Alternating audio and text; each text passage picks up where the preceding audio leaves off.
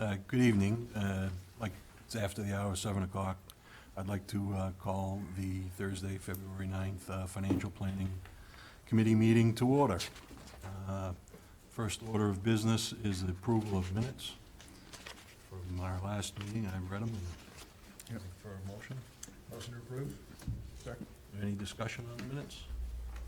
All those in favor of adopting them? Aye. Those opposed? Okay.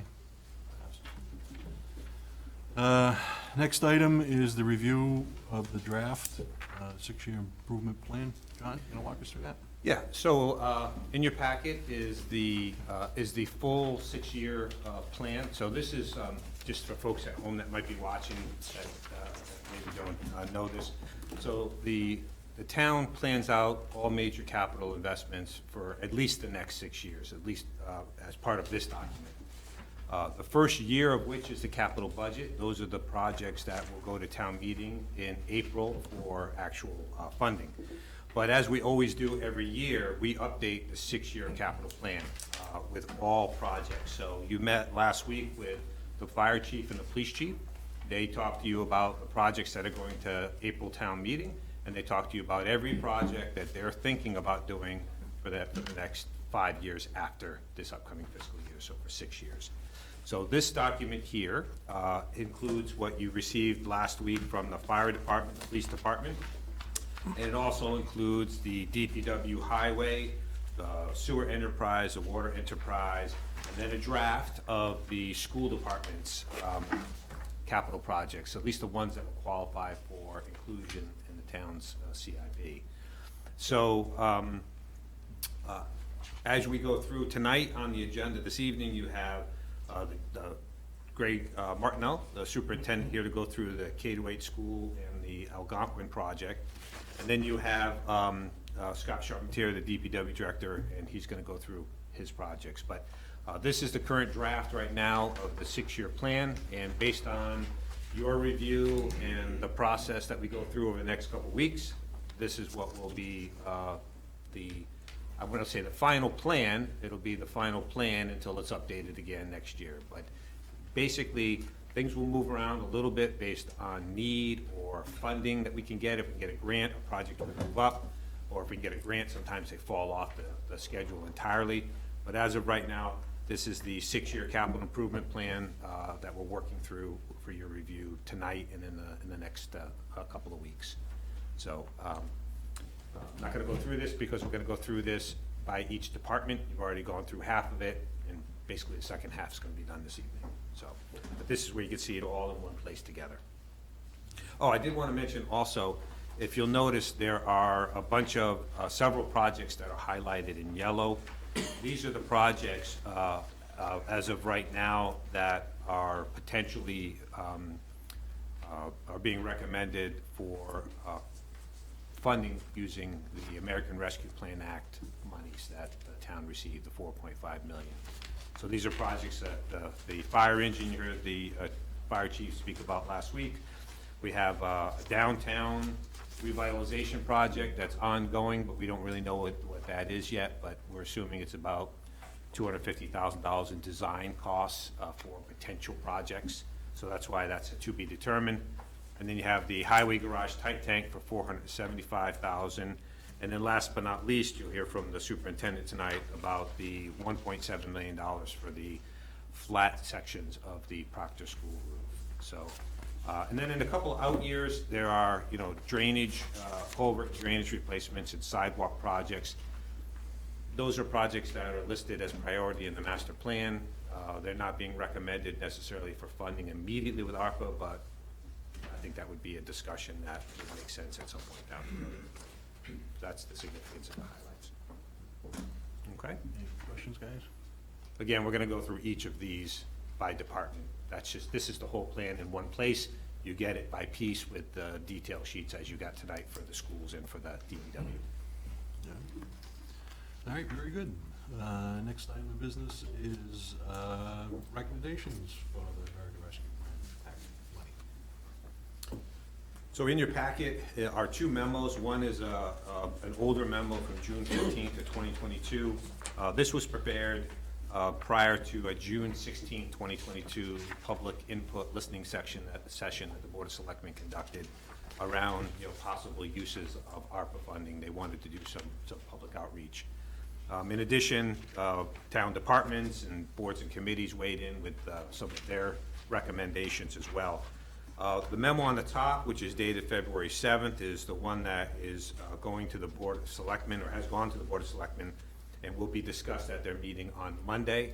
And it provides an update on where we are with ARPA funding. And on the front page of that memo, you can see in total, we've received $4,516,184. On the second page of the memo, you can see the projects that we've already committed to. There's Proctor School roof drainage repairs for $38,000. This was authorization by the board to help buy us some time on the Proctor School roof to deal with some of the immediate leaks and ponding of water issues. And then we had a couple projects that were out to bid that were kind of caught up in the supply chain escalation. It was the Assabet Park. So there was an alternate, some fencing that we wanted to do. And then the pickleball courts, we had a couple of alternates for additional benches and gates. But because the very rapid price escalation, those projects were short. So the board released $20,000 for Assabet and $18,000 for the pickleball courts, so that those projects could be completed as originally conceived of, despite the supply chain and escalation issues that were encountered. The board also released back in March of 2022, $100,000 for a town-wide wellness initiative. And this was a program that was a cross-functional team with Family Youth Services, the library, the senior center, health, police, and fire. And they ran all sorts of wellness programs throughout the town, and the whole idea was, following the pandemic, to run some community events to try to get people back out and connecting. The best one was the kickoff, in my opinion, the best one. It was the end-of-school party where they threw a massive carnival fair down at Ellsworth McAfee for all the kids. And we had all the resources, the mental health resources and assistants, all had booths, and we're handing out information to people. The kids got to jump around and do something fun, outside with everybody. So that program is authorized. And then there was a housing authority project that we were going to move forward with, but the state grant didn't come through, so that project was negated. And then last but not least, on November 7th, the last time the Board of Selectmen discussed ARPA, they released $15,000 to keep the community meals program going. They were running out of money, and in that program, we get a lot of folks. It's not just for Northborough, it's for anybody who needs a free meal. And so a couple neighboring communities, or in Worcester in particular, cut out a day of one of their meal programs, and so some of those folks were coming here. So, but the board released $15,000 for that. So that's all that's been committed out of the 4.5, and when you take all that into account, we have remaining in ARPA funds, $4,325,184. And this is literally money in the bank. We have it, we've received it. So just to give you a little bit of update on what's happening at the state level, it's been a little crazy for them to figure out what they're doing, because they were moving forward at the end of the legislative session with a $4 billion package. Lo and behold, they found out there was a little-known Mass General Law 62F that actually required them to return about $3 billion to the taxpayers. That law goes back to 1986, and it only came into play once before, and I believe it was in 1987. So when that happened, the legislature was stopped in their tracks for their spending plan, and things sort of hung there. Most recently, on November 10th, now former Governor Charlie Baker signed a $3.7 billion package that was using budget surplus and some limited funds. Bottom line is, as far as the money that the state received for ARPA, they've committed $510 million. So they still have $1.75 billion, and at this stage, we're not quite sure how they're going to use that. We're lobbying, and I say we, municipalities through the Mass Municipal Association, we're lobbying for them to filter that money through existing programs that we already know and participate in, like Chapter 90 transportation funds, complete streets grants, the municipal vulnerabilities, climate change grants. So we already participate in all those. Whether or not they decide to create new programs or filter it through existing programs, remains to be seen. But that's the status on that. There's no more money coming, from the federal government. This is it, and as far as the state, it's gonna be a matter of how they're gonna use some of their ARPA money for their programs.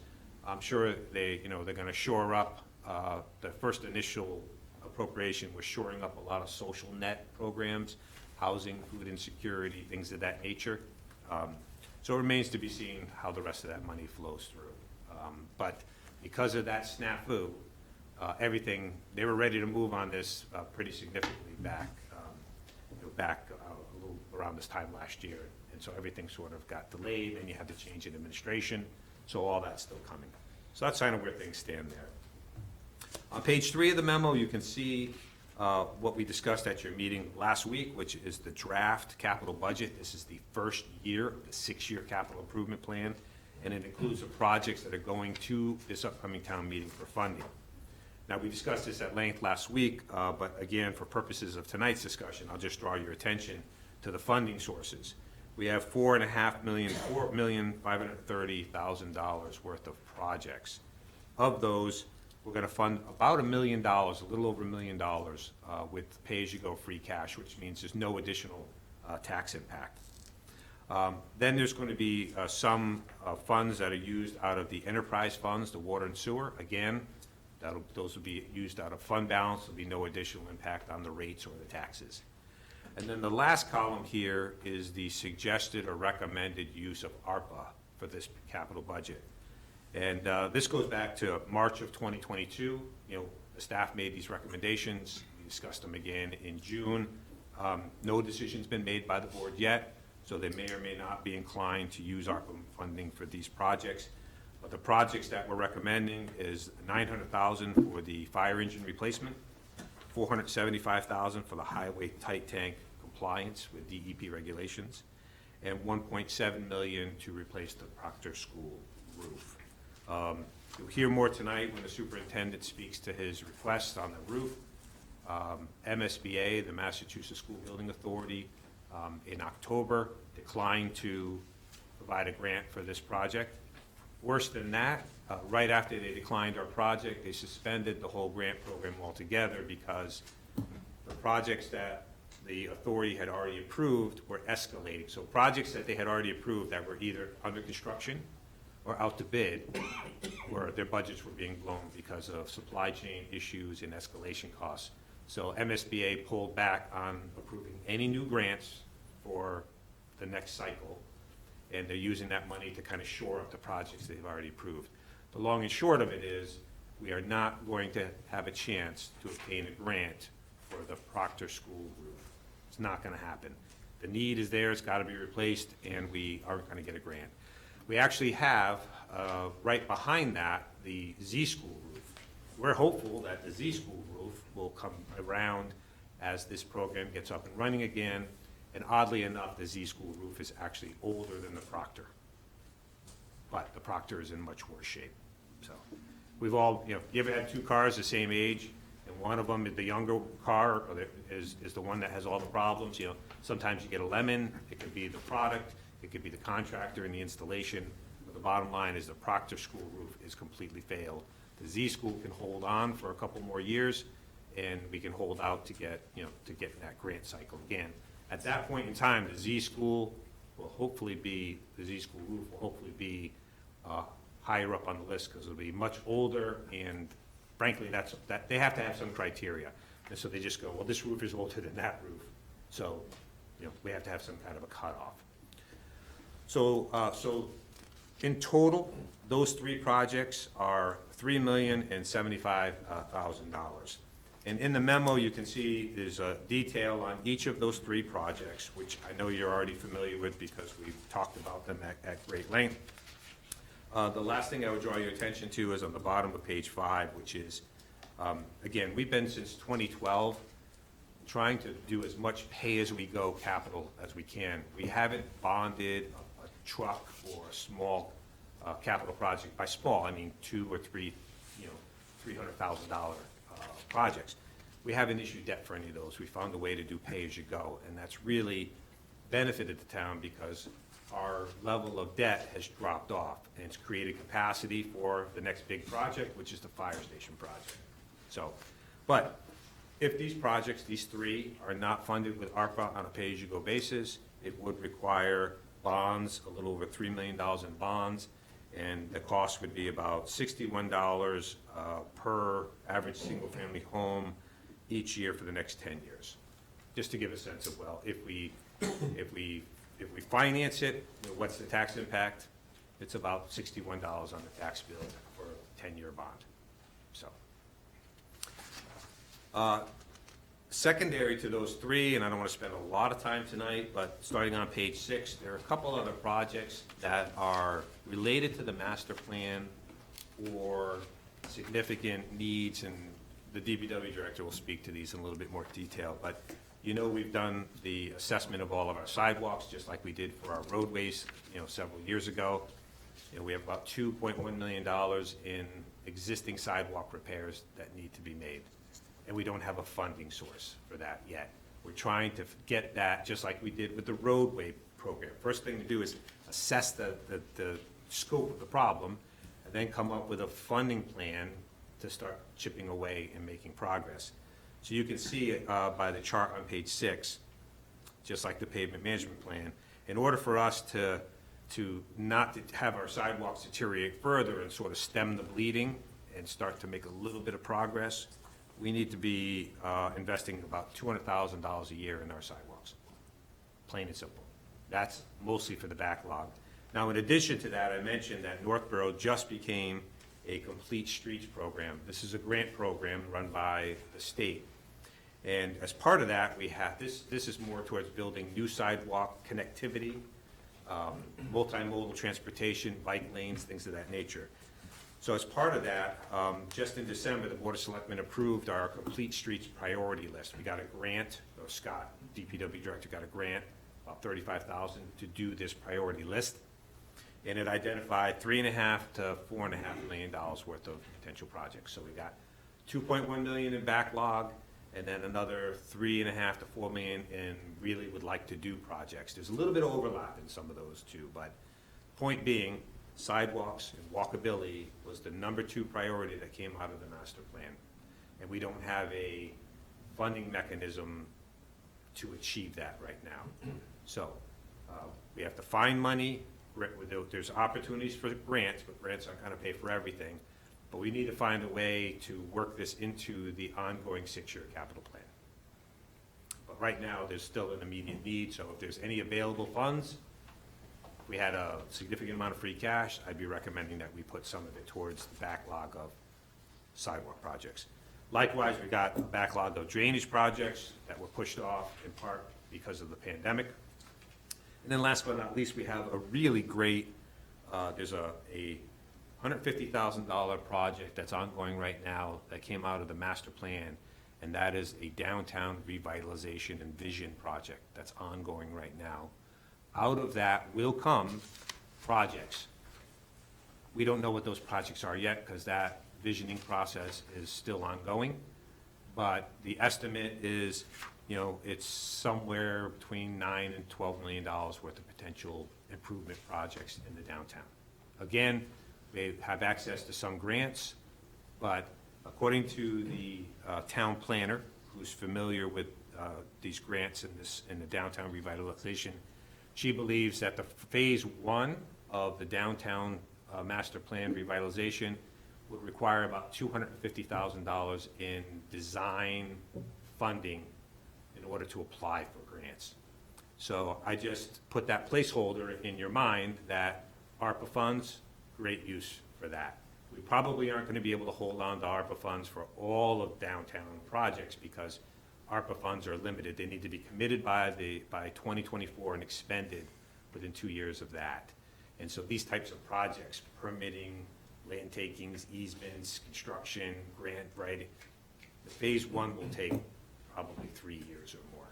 So, you know, those outer project years, those outer phases, is another reason why if we can clear the deck with current capital projects and minimize debt, we'll create capacity for sidewalk projects as well as downtown projects and larger building projects like the fire station. So the board will be discussing this at their meeting on Monday, determining whether or not to release any ARPA funds for those projects. Depending on their decision, if they release the ARPA funds, then those projects can move forward immediately. If they choose not to, then I have placeholders on the town meeting warrant for April for those 3 projects totaling $3 million to be funded with debt, because those projects have to move forward. The roof can't wait, the fire engine needs to be replaced, and the tight tank is a compliance issue, so it needs to move forward. So that's the ARPA discussion in a nutshell. Happy to answer any questions that you have. Well, I do have just a, can we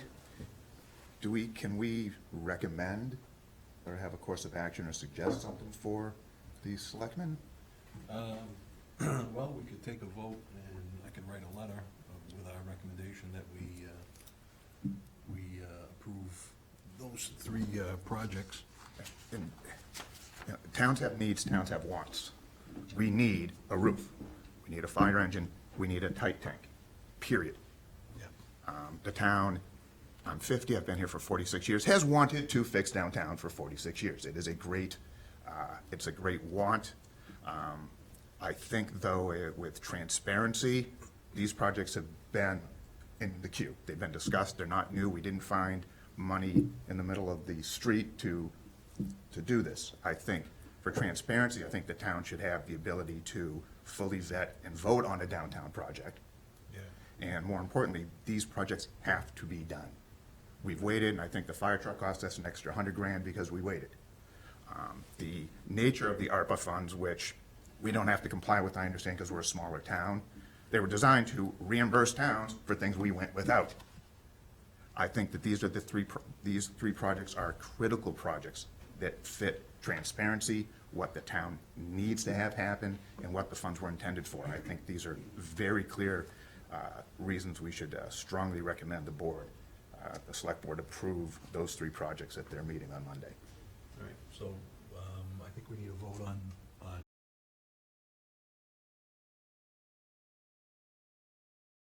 the selectmen recommending that we do use this ARPA money for these 3 projects. So I'll take a Can I vote. make a motion to have the chairman do that? I'll second, yeah. Any further discussion? All those in favor? I think it's I'll write a letter.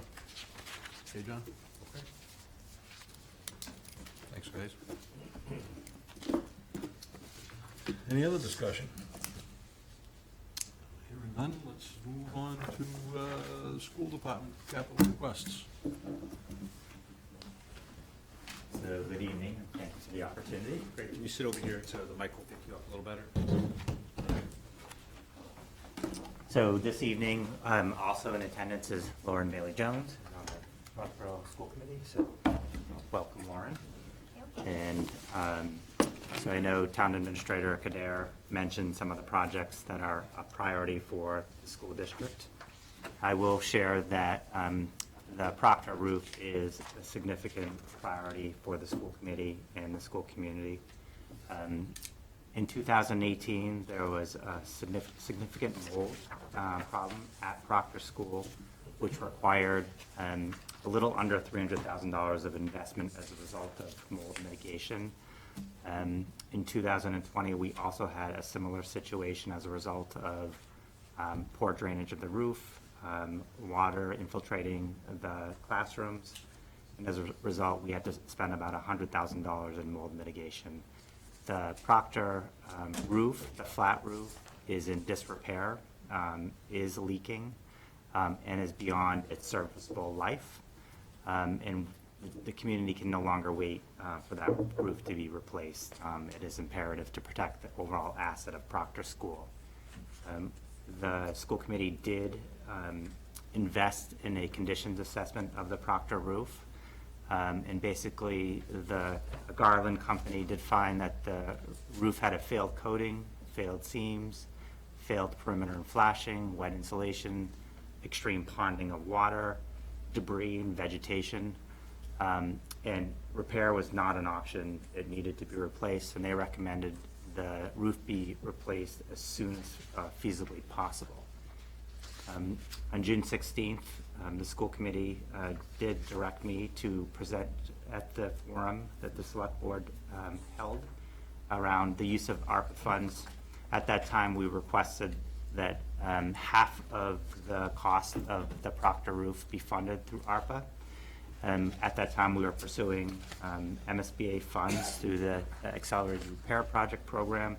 And as Administrator Kadera mentioned, that program for this year has been paused, and therefore that is not an option to help defray some of the costs of that program. I did, on behalf of the school committee, resubmit a letter to the select board actually today, requesting its consideration for the use of ARPA funds to complete the entire roof project, which is $1.7 million. I guess it's really a town decision of how it funds this project. From my perspective as a superintendent, the project needs to be done. It's a priority. We need to protect the asset. So that's the first project that is essential moving forward. So if I may, just a couple other points. One, the assessment that the superintendent referred to is in your packet, so you can see it. Two, as when this came up and we were pursuing MSBA grant funds, we had our facilities manager and again, Scott Charpentier, DPW director, get involved. We brought many roofers out there. We looked at, is there any way we can patch this roof together to buy us some time to get through the MSBA grant cycle? Well, we got rejected on this grant cycle and there will be no grant cycle next year. More importantly, the figures were hundreds of thousands of dollars. It wasn't like, you know, you're gonna spend $20,000 or $30,000 and somehow buy yourself some time. The roof system across the board, you can see from, look at the picture on the detail sheet, it's not repairable. So this, when we actually started, Greg and I were talking, because we talked about the roof replacements because we want to space them out through the 6-year capital improvement plan. Z School was actually older, as I mentioned, and that was ahead of Proctor until these issues started to come up. They had this assessment done. It's that despite the fact that the Z School roof is a couple of years older, the Proctor roof is in far worse condition and had to be moved up in priority. But at this point in time, there is no patching to buy us any more time. The faster this project gets going, the better. And if available funds are released, the project can start immediately. If we have to bond, it will delay the project past, the July after the start of the fiscal year, and then we have to advance the funds. But it's imperative this gets going. Again, we want to get this moving before we get through. We have another hot, humid summer. We don't want to have another situation where we've got to deal with any issues in the building.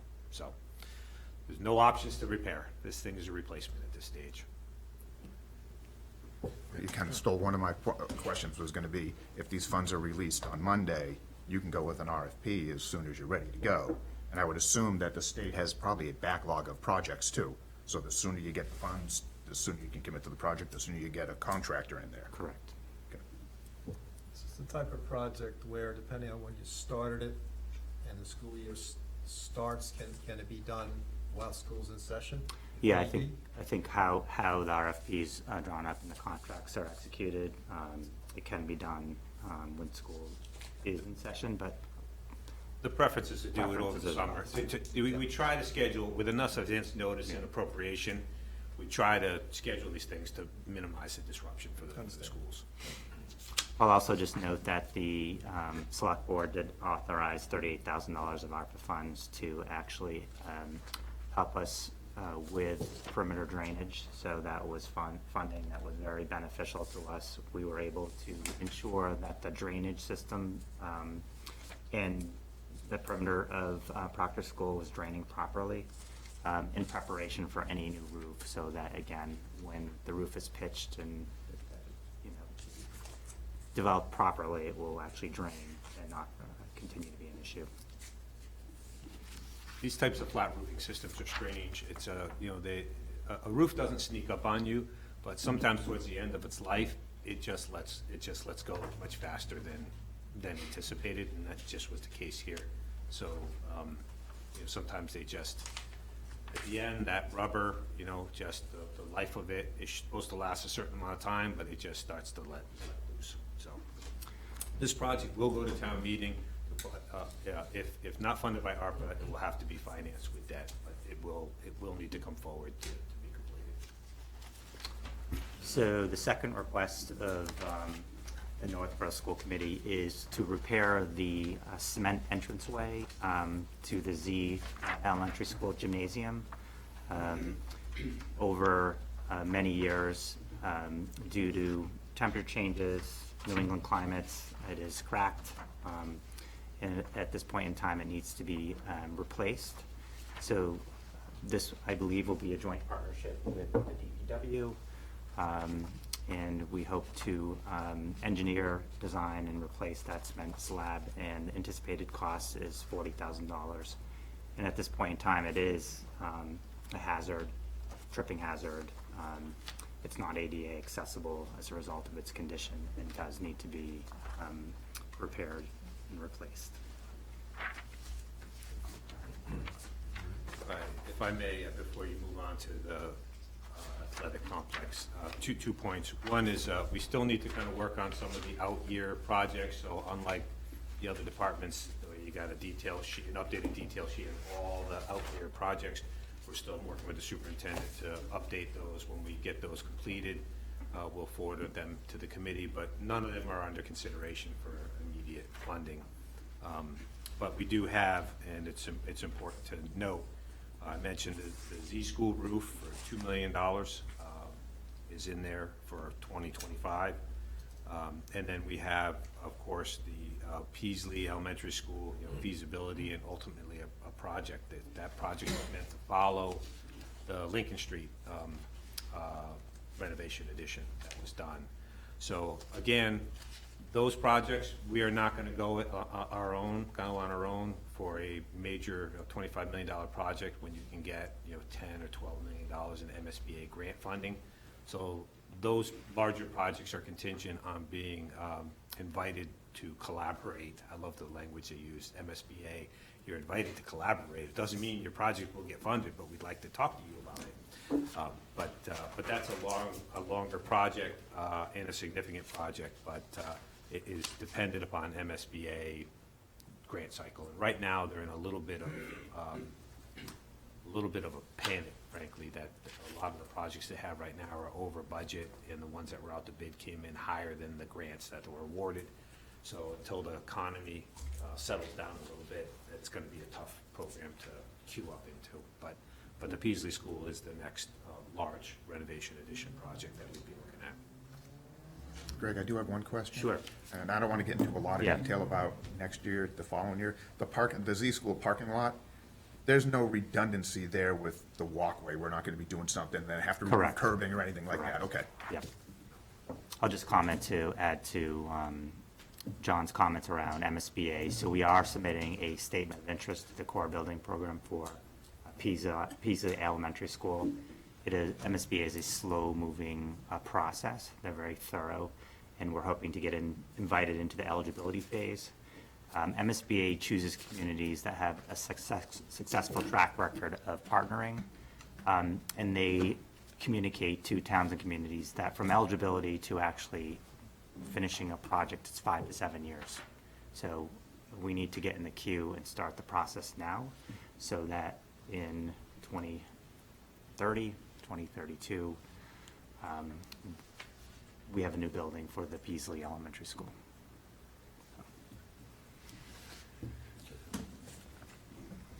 Right. Before we move into, are you going to talk about the Algonquin? Yes. athletic comp? Before we do that, I just want to advise, we have 2 members that are on the boosters, or members of the boosters. Are you still on the boosters? I'm no longer the boosters for the last 2 years. Okay, Mike, you're not either? Oh, okay. I am on the committee, though. All right, and if that's the case, then the advice from council would be to avoid the appearance of a conflict of interest, that you recuse yourself for this portion of the discussion.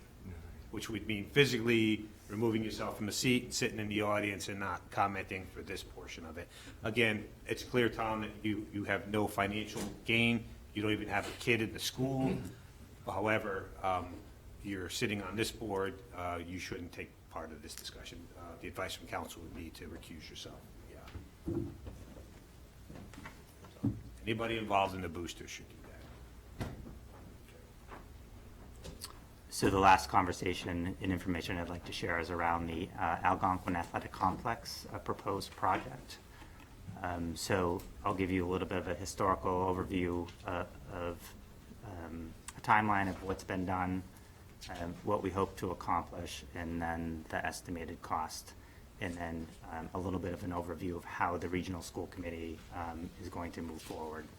So in 2013, 2014, the athletic campus evaluation was conducted in partnership with Algonquin Athletic Booster Club. We had some feasibility and schematic design that was very helpful. However, at that time, that did not come to fruition. 2014 to 2019, we had ongoing maintenance of the facility. And then 2019 and 2020, we re-engaged with Gale Associates, and again, supported and funded by the Algonquin Athletic Booster Club. We conducted a project evaluation, we did a facility assessment, a schematic design, and then this year we've engaged Gale Associates in engineering and design, permitting, final design documents, and we are moving toward bid and award services at this point. In terms of the current conditions of the athletic facilities at Algonquin High School, so the track and the lighting is original to 1994 and 1997. It is beyond its useful life. John used analogy of a car. If the track and the lighting were cars, we'd have about 600,000 miles on those cars. So they have been well used and have served the community well, but it is time for them to be replaced. So the stadium field was top-seeded when the Algonquin renovation took place in 2004. The soil is heavily impacted, and there are dead spots, and it does need to be replaced.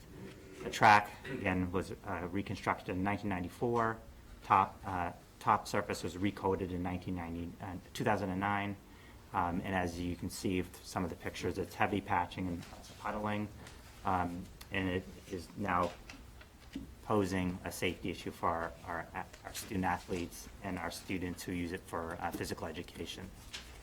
The tennis courts were installed in 2004, and again, significant cracking due to New England weather, and they cannot be patched or resurfaced, and we have done some resurfacing since 2004, but again, those need to be repaired due to New England weather and the need to update the entire base. The multipurpose field, we hope to convert the multipurpose field to a turf field, and it'll allow additional usage for our student athletes, our youth sports, and we'll get that 3 times the use of our current fields as a result of having turf fields. In terms of health and safety, so our stadium grandstand is not ADA accessible or compliant. The current amenities building, which was added in 2004, is not ADA compliant, and the lighting currently poses a safety issue. It's insufficient. It does not meet the current standards. So part of this project would be bringing the grandstand to ADA compliance, the press box to ADA compliance, as well as the amenities building, and upgrading the amenities building to be compliant with the required restrooms. So we'd be adding 7 women's restrooms and 1 additional male restroom. So the plan is to replace the track, replace the stadium field with turf, replace the multi-purpose field with turf, so we will have 2 turf fields, upgrade the grandstand with an ADA compliant seating, upgrade the stadium lights with LED lights, and upgrade the tennis courts, add 3 pickleball courts and a basketball court. We'd also renovate the amenities building, adding ADA compliant restrooms, and we'd be installing an amphitheater for our fine and performing arts department and a lacrosse wall for the LAX program. So why? Again, I think that it is time for an investment of the athletic facilities at Algonquin Regional High School. I think we view it as a community investment, not only to our student athletes, students, but the community does use it considerably, the track, the fields, the tennis courts. And we think that it can be part of a bigger picture of really fostering a sense of community both in Northborough and Southborough. Our Algonquin Regional High School physical education program would benefit greatly from this upgrade. Residents can use it for running, walking, tennis, pickleball, basketball. Our performing artists, musicians, and community groups can benefit from the amphitheater. And then, again, providing additional field access to our recreation programs and Northborough and Southborough youth sport organizations. So where we are today, the total estimated cost of this project is significant. It's a little over $7.5 million. We are still working closely with Gale Associates to get to the 100% cost estimates. But as it is today, the apportionment to Northborough based on the regional agreement, the cost to Northborough would be a little under $4.7 million at this point in time. It is the intention of the regional school committee to vote this project and to bond this project. As a result of a vote, if it does vote in the affirmative, basically the way it works is that a letter would be submitted to both communities, Northborough and Southborough, stating that the regional entity plans on issuing a debt assessment for this project. Once the vote is taken, each community has 60 days to act. The community has 2 choices: one, to take no action, which actually approves the project, or secondly, to bring it before the legislative body, town meetings, for a vote from the citizens of the community. That is our intention. The school committee will take this up at its March meeting so that we are within the 60-day window of town meeting. And there's a placeholder on the warrant for April for this project. In terms of debt assessment, the regional school committee does anticipate issuing bond anticipation notes for this project for 3 years. The ideal timing would be when the debt assessment for the AdRen for Algonquin Regional High School that was in 2004 would fall off in 2027, and we'd bring on a new project, this project. The timing isn't perfect, but with bond anticipation notes, there will be only 1 year of overlap with this project, and that is in 2027.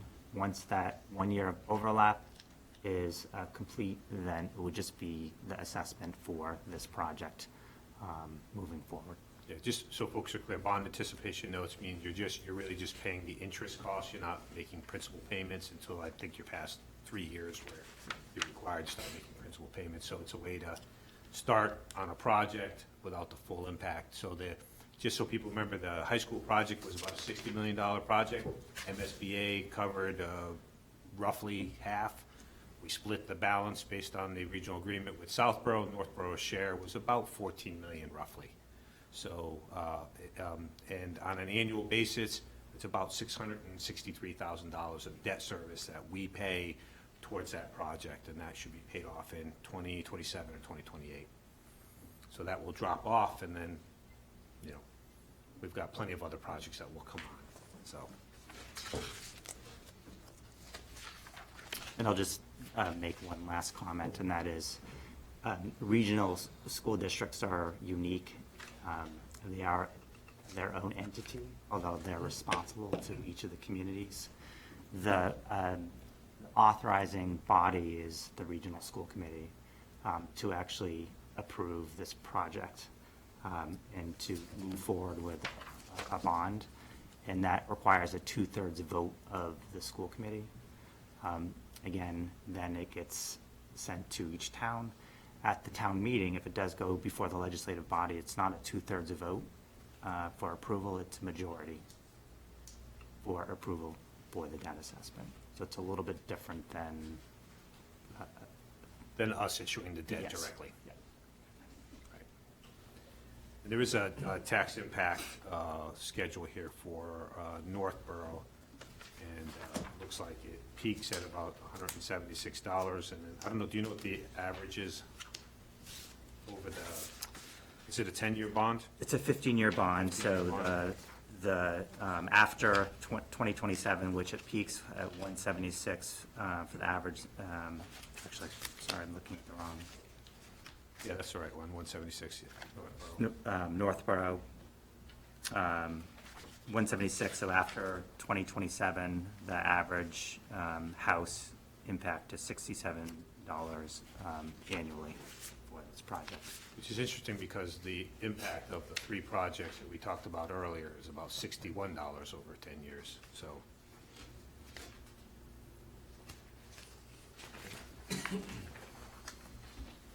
And I'd be happy to answer any questions.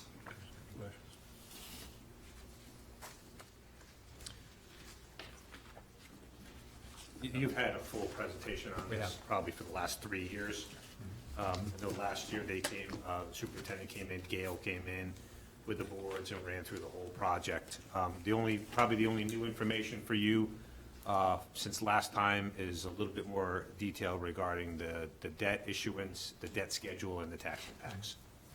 So, And just in terms of the timing of the project, so if it does get approved in both communities, our anticipation is to begin a project May 15th. And have the project concluded by hopefully the fall athletic season.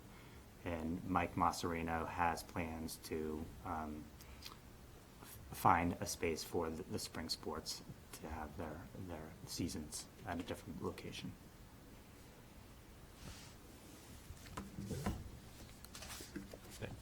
Thank you.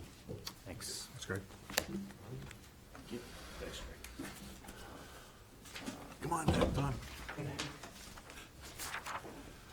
Next item of business is DPW. Scott. Thank you, Mr. Chairman. So at your prior meeting, you heard from the DPW director an update on all the projects previously approved and everything that he's working on. Tonight, he's going to be covering the request for upcoming fiscal 2024 capital budget, and briefly, to the extent the committee would like to, get into all the projects that are planned out for the next 6 years. A lot of them are, as you'll see, their equipment. So, the large trucks are replaced on the schedule, the small trucks are replaced on the schedule, so you'll see them repeating in the schedule in the 6-year capital plan every couple of years. So, Thank you, John. take it away. All right, so we'll go through the detail sheets in the order you have them, which is presented by fiscal year. There's some detail sheets that cover numerous fiscal years, primarily the equipment, and roadway, or repeat projects. And I'll answer any questions as we get through the sheets. The first project we have, you've seen many times before, the roadway maintenance pavement management program. The FY '24 request is $300,000, as you've seen in past years. You'll see the forward years, 25 through 29. That number is gradually increasing. The value of the dollar and how far it goes is nowhere near what it was in 2014 when this program started. We're having a tough time keeping up with the costs, but we do the best we can. The one thing to remember, excuse me, now that we're a complete streets community, there is a complete streets policy that was adopted by the Board of Selectmen that I'm charged with complying with. One of the policy criteria is that when we do a roadway reconstruction, we have to bring the sidewalks up to code. Generally, if the road is so far bad that we need to reconstruct it, the sidewalks are as well. So that drives up the cost of many of our projects. This past calendar year in '22, part of our paving program included reconstruction of Stratton Way, in Edmonds Hill and Warren Drive. Each one of those roadways had sidewalks. We had to reconstruct those sidewalks. So that adds cost to the construction project, and those dollars that go to the sidewalks are taken away from roadways. So instead of having a hard 1.1 million to go into the roads, starting in calendar '22, that number is less based on what roadways we're paving. You get a road with sidewalks on both sides, the sidewalks can be just about as much as the roadway was to build. So that's another challenge and balancing act I have with our budgets. Is there an advantage to being a complete streets town? There is grant money available to build new sidewalks and rebuild sidewalks that are non-compliant. The grant funds are $500,000 over a 5-year period. It could be $500,000 project. It could be, $10,000, $50,000 projects. They don't pay for design services. They only pay for construction. And their focus generally is gap closure. So for $100,000 a year, how much more are we spending to get these potential grants? Quite a bit more. Our pavement management program work that we're putting out on the street later this month for the calendar '23 construction includes about $80,000 worth of sidewalks. Last year was a little over $100,000 worth of sidewalks. If I may, through the chair, the important thing to remember with this, Mike, is that out of the master plan, the two priorities were downtown revitalization, sidewalks, and walkability. So the community has told us that this is a priority, which means we participate in the Complete Streets program, which in your packet last week, you had the full presentation with all that information, so you have it all with you. But at least if that's a priority, the best way for us to do it, to at least get some grant funding, is to participate in the Complete Streets. But we are being responsive to what the community has asked for. I think the difficult thing is making sure that there is a disconnect between what people want and what we have currently in the funding scheme to pay for.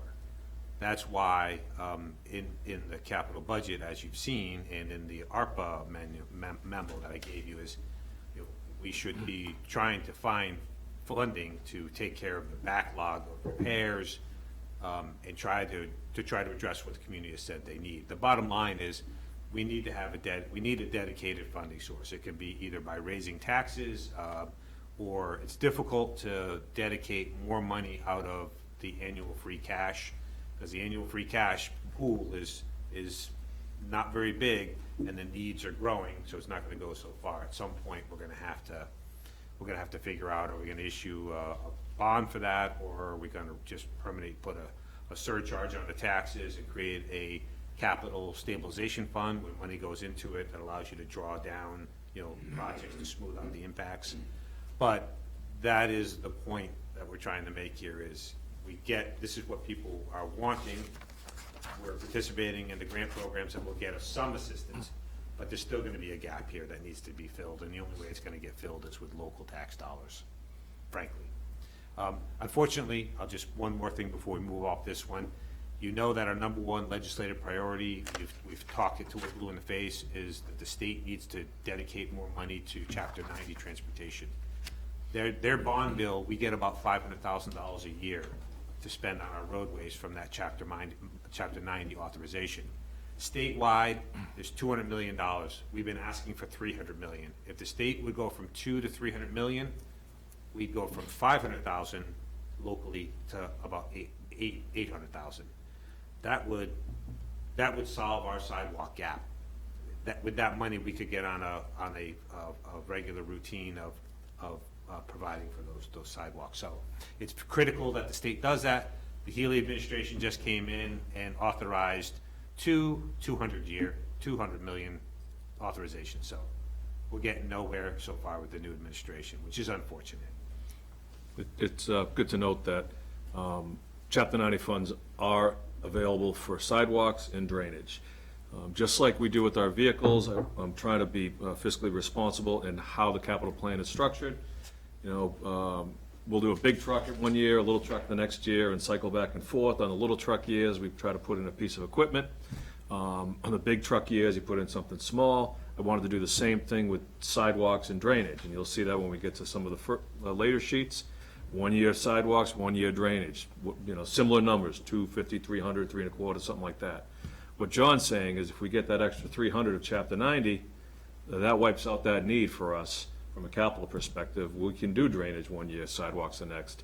And we don't have to break it up into small chunks. We could do a big one, and it provides us a lot more flexibility as well as consistency because the funds are reoccurring annually, so. The frustrating thing is the state on a couple of occasions has authorized that 300 million. We've always felt like we're on a tipping point. Charlie Baker came in, he authorized that, another 100 million, but then went right back to the 200 million. And then sometimes when the state has a large budget surplus, they'll release, they call it pothole money. But, what they released this year, do you remember what the figure was? $88,000, something like that. Yeah, that we So- got a little bit more pothole money, so a little bit more chapter 90 money, but it's always a one-off. It doesn't recur every year and you can't count on it.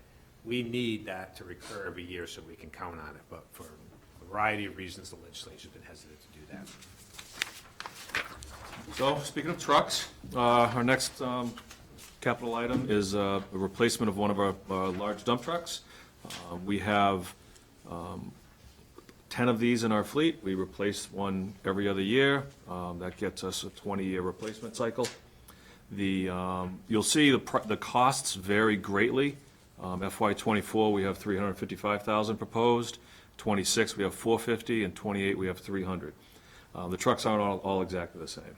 The one we have proposed for FY '24 is a four-wheel drive Mack truck. They utilize on some of the hills we have in town, the farm area. It's actually a custom-made Mack truck. It's actually the second one Mack has made. We bought one of these 6 years ago. It's specially made for Northborough. So it's critical need. The trucks we're trading in are old. They look great from the outside. They're what I refer to as 20/20 vehicles. 20 feet away, 20 miles an hour, they look great. When you get to it and underneath it, it's not the case. They live in a very corrosive environment, literally. The FY '26 truck, 450, you can see that's quite a bit higher. That is going to include a catch basin attachment. Those are referred to as clamshells. It's a big arm and a cable, swings out, goes into the catch basin, pulls all the muck out, dumps it in the truck. The one we have currently is from 1999. It still runs, it's an international, but it's old, it's tired, and it should have been replaced, and that's why that cost is where it is. The $300,000 is more of a standard two-wheel drive, belly scraper, rear discharge with a plow. Next project is something John touched on earlier in his ARPA discussion. It's the highway garage tight tank. So 190 Main Street, the highway garage is served by a septic system. There are floor drains in the building. In the mechanics bay, the floor drains go to a dedicated tight tank. You can't have solvents and oils go into a septic system. That tight tank is pumped out every year. There's an operating cost associated with it. It is what it is. The wash bay, the area where we wash the trucks, that goes to the septic system. Our trucks are covered in salt, covered in road grit. After every storm, including winter storms, we wash every single truck. Every truck gets washed. That's how we get 20 years out of these things. That wash water goes into the drain, and on the floor, it goes out to the septic system. Septic bugs don't like salt water. It's not allowed. We're not supposed to be doing this. It was allowed when the building was constructed in the 80s. It's no longer allowed. You could not build a new building right now and have this be the case. Couple that fact that the septic system is under pavement, the soils there never have a chance to sort of flush out in the spring and summer and fall. The salinity remains. DEP hasn't formally issued an NON, a Notice of Noncompliance, nor an ACO, an Administrative Consent Order. They could tomorrow, in which case this wouldn't be a question, we would just do it. It's a compliance issue, it's critical. It doesn't show us as a good steward to the environment by not complying with DEP's regulations. The price has gone up. It goes up every year. It certainly isn't going to stop going up. So we're right now at a $475,000 price. Again, if this project isn't funded with ARPA, we'll be issuing debt to get this done. continuing down the truck discussion. This is replacement of one of our mid-sized trucks, F-550, F-600. These are the kind of the workhorse of our fleet. They're the ones you see driving around all the time with the stainless steel dump body. There's varying pricing on them depending on what they're outfitted with.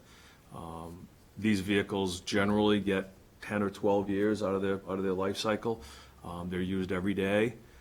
The one we're proposing for FY '24 is a 2012 replacement. The price you see includes some repurposing of other vehicles. We don't necessarily trade in one and buy the exact same one. There aren't many jack-of-all-trade trucks out there, so you want to utilize what you have on other pieces of equipment. So I wouldn't put a hot box on a brand-new truck. The hot box is a very dirty life for a truck to live. You put that on the last few years of a truck's life. So that's part of the cost is moving different bodies off of different trucks. Again, this is what we try to do in every other year cycle. You'll see here that we have a gap. This was sort of a makeup year from COVID. We were backed up. We pushed off a lot of vehicle acquisitions. Speaking of COVID, the next one you see is an enclosed trailer. Just so for the viewers at home following along, so for fiscal 2024 capital budget, these are projects that are going to town meeting.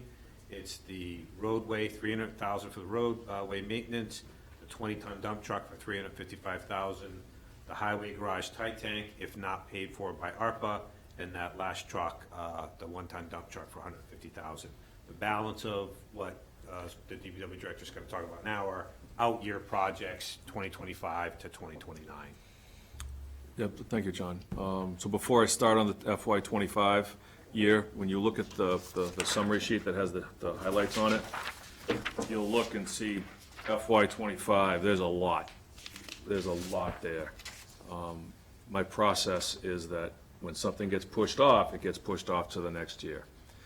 Continually reshuffling the deck doesn't accurately present the backlog of capital items. That bubble is built up over several years, primarily COVID, and now, this year we've had a relatively light free cash year. That seems to be maybe the new norm. So these things are going to keep on pushing forward, and the bubble's going to grow. We have an existing enclosed trailer. It saw a lot of action during COVID. It actually lived at Ellsworth for close to a year, where there was a testing site, a roll-through testing site in conjunction with the school. It serves the town meetings when we were doing town meetings outdoors. It provides a Board of Health, a sort of a rolling triage center. It's got cabinet. It's not a regular enclosed trailer. You see a carpenter pull up in, or you put your snowmobiles in. This has cabinets, benches, refrigerator, inverters. This is a rolling, the DPW and Board of Health's version of a command center. If I had Chief Parenti here, he would laugh at me because it's not a command center. But from Public Works and Public Health perspective, that's what it does. Just if I may chime in here, for months, we had during COVID, they had a pre-school testing program where it was stationed down at Ellsworth McAfee Park, and at 6 a.m. the parents were queued up to get kids tested. We had staff in the winter working out of this vehicle. This, frankly, would be another good project potentially funded by ARPA funds. This one came and dropped in early on the priority list because of basically its use as a mobile vaccination, command center. The chief would yell at us for saying that. But that's basically how it was used. Let's say we don't have COVID again, twice in 100 years. Do we still need this vehicle? Flu clinics. Yes. You know how we do our flu clinics now? No. You drive, if you we have drive-through flu clinics. You go down to the high school, you pull all the way through, they weave you through, you stick your arm out the window. It's all based out of this command center. Okay, so this isn't in response to COVID where this does have, it had use before, it will have use after. Yes, and we realized some of the shortcomings of the trailer through COVID. We ended up purchasing 4 generators to manage the lack of heat and lighting around the trailer. Trailer's a great thing. It rolls up, it has lighting in it, it has heat in it. It doesn't have anything outside, and the trailer doesn't fit a lot of bodies. You know, it's a good go-between between just a simple, you know, snowmobile trailer and an ambulance. You know, it can have a cot in it. It can have air conditioning. It can be a comforting location for heat or coolness without having to have an ambulance on standby. So it serves a lot of benefits beyond just COVID, and You're pretty confident there's not going to be any more infectious diseases that require vaccinations. That's the exact opposite view of the rest of the world. That had happened once. I just want to make sure it wasn't a reaction to. I was just gonna ask, I mean, kind of the same thing, like when you have Apple Fest, when you have a lot of town events, would you see using something like this as well? yes, yep, you'll see this at the fireworks. You'll see this, you know, during the day at Apple Fest. You know, that it'll be down at Ellsworth when they do their annual end of the school events. It moves a lot of nice things easily. You know, when we're moving cots and tents and things that are for creature comforts, you know, throwing them in the back of that stainless steel dump truck is probably not the best way to move those things. It's our only enclosed trailer, so it does help quite a bit. If you outside just us. if you have to open a shelter, again, it would be used for that, for emergency sheltering, transporting of cots and supplies and things of that nature. Scott, when you replace this, is there a possibility of repurposing the existing one, or is it going to be shot by them? I wish we could. The floor is gone, the underframe is gone. The shell is great because it's fiberglass. Other than that, it serves really no use. Thank you. And just one way, did you say is it a state requirement or more of a need as far as things we just need to do in town? It's a local requirement, it's a local need, I should say. Yeah. We have a state required shared trailer between multiple communities for the health department. It's the little one that you see over by the Helping Hands shed. It basically it's just storage. It's a massive storage shelter. You can't use it for what this is used for.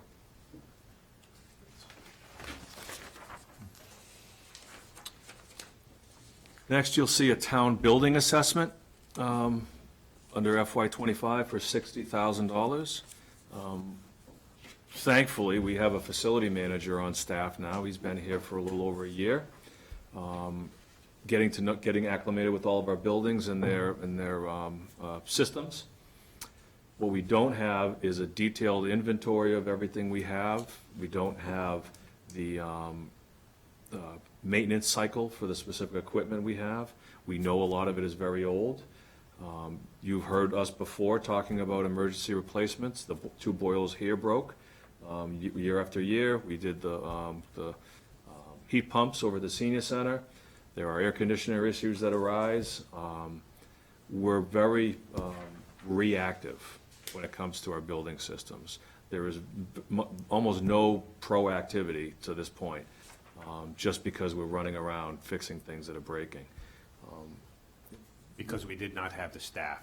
This was the position, you remember, I've been asking for the better part of a decade. We finally got it funded, and we had an appropriations committee meeting last night. Actually, George Brankel's in the audience from the appropriations committee, but you heard the library director and the senior director singing the praises of the facilities manager, because now they can focus on doing their jobs as a librarian and a director in programs and not worry about building issues in heat and maintenance and all that stuff. So, but the facilities manager is doing a great job of getting us organized, more proactive, more maintenance contracts, economies of scale, tracking things so that they're being replaced before they break.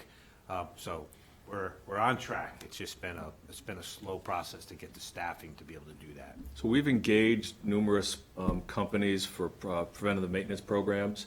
You know, they go to the library, they replace the air filters. You know, their initial assessment, they found filters that nobody knew were there. They hadn't been replaced since the renovation was done. So, you know, our facility manager has been very important for those departments, as well as, you know, the chiefs. You know, FD and PD, those buildings are somewhat old. They have specific needs and unique needs. And he's been able to address those so the chiefs can focus more on their staff. The building assessment, it's very similar to like a pavement assessment or a sidewalk assessment. An independent company comes through, identifies all the systems, mechanical, electrical, roofing, windows, like everything. Provides a specific tag to each one of those with a description of it. Inputs it into their software, proprietary software that tracks the preventative maintenance requirements for it, the lifetime, the life expectancy of it, and allows you to develop a capital plan for replacement, so you're proactive and not reactive. For example, the air conditioning units in this building are all original, from the same era, the same, the 70s. They're twice their life expectancy, and they're all done at the same exact time. So when one goes, they're gonna start popping left and right. So there's an opportunity to have a proactive capital plan for the buildings for a first time, which would be fantastic. This does fund the initial assessment, as well as the software licensure for us to have the software.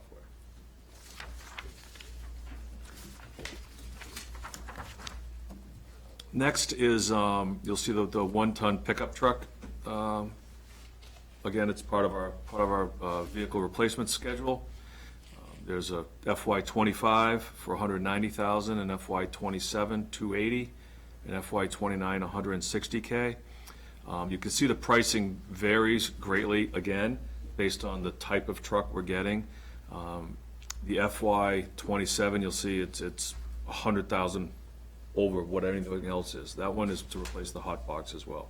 You'll remember a few years ago, we went to town meeting, got approval for a new truck with a hot box. This is just as I described earlier. We would end up getting a truck, nice stainless steel bed, repurpose vehicles down the fleet, and put a new hot box on an older vehicle. Hot boxes are expensive. They can be up to $40,000 or more, and then the cost to outfit the other vehicles adds up. So that's why you see these varying prices. It can be shifted forward and backwards depending on how the hot box is operating. They kind of just go. All of a sudden you replace the burner, you replace the floor, you replace the auger, all of a sudden, everything on the bottom of it just starts to fall apart. If we can get more time out of it, it'll be in '29. If we can't, it'll be pushed forward, but right now that's where our hope is. We spoke about this a little bit earlier, relevant to the Chapter 90 funds. This is a culvert and drainage replacement. The picture you see is what Lincoln Street culvert looked like before we replaced it. It's an every other year funding structure. FY '25 for $300, '27 for $325, and '29 for $350. These are arbitrary numbers. They're not based on any specific projects. The Lincoln Street culvert was a $350,000 construction cost. That's a decent number for a culvert. We have some specific needs now that we know about for drainage. I discussed at the last meeting I had with you about the Assabet Hill drainage, the systematic failures up there. There's $800,000 worth of work to do up there before we pave the roads. Roadway paving will be $1 million up there. I would love to be able to say, yes, we'll do these 3 years of drainage work, and the intermittent years we'll do the paving. So we do $300,000 of repair work up there. The next year we pave that road over that for $300,000, and then again and again and again. And I told the community that. Were they happy to hear that it's going to take 7 years to fix all their roads and drainage? No, but it's a fiscally responsible approach with limited resources. That's assuming no culverts fall apart again. I discussed before, we have a list of all of our culverts. We know what their conditions are in. There's a very large culvert on Brigham Hill. On Brigham Street by the golf course. Right now, it's in poor condition, but it's still round, so we could slip line it. By 2030, I don't know. It may not be round anymore, in which case we got to open cut it and replace it. So that takes a $150,000 project and makes it $350,000. It's also why, just in the main schedule, why I have that highlighted as, again, would be a great use of one-time revenues like ARPA. We've seen a number of communities take their ARPA, a portion of their ARPA funding and put it towards these infrastructure needs. it's a great investment because every time you fix a roadway or a drainage problem, you are removing expenses down the road. And these projects get more expensive the longer that they go. So whatever you can, addressing these early with available funds is a best practice, so. Quick question, did some of these, for this replacement program, get delayed during COVID, and that's why these are starting to kind of pile up? Yes, actually, Scott brought it to us, brought it to me. As you know, like, when those who've been out for a long time, you know, we're assessing all of the roadways. You know, the first thing is get a handle on this, and then, you know, then you develop a plan to address them, and then you have to match it up with financing. We've been doing that for our roadways since 2015, 2013.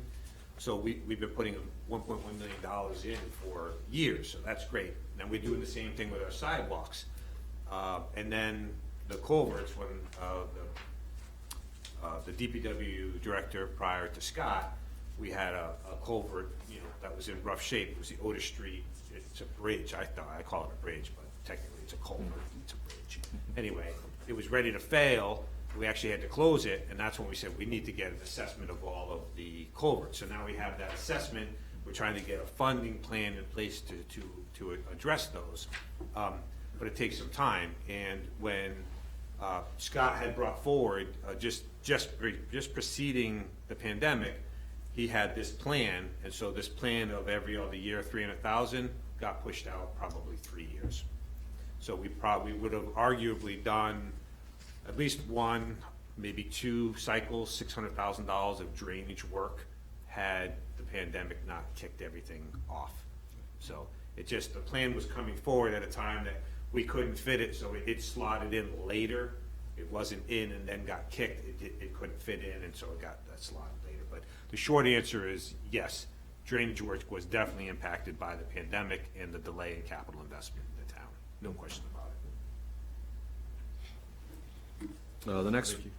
The next vehicle you see, or the next capital item you see, is the bucket truck replacement for $380,000 in FY '25.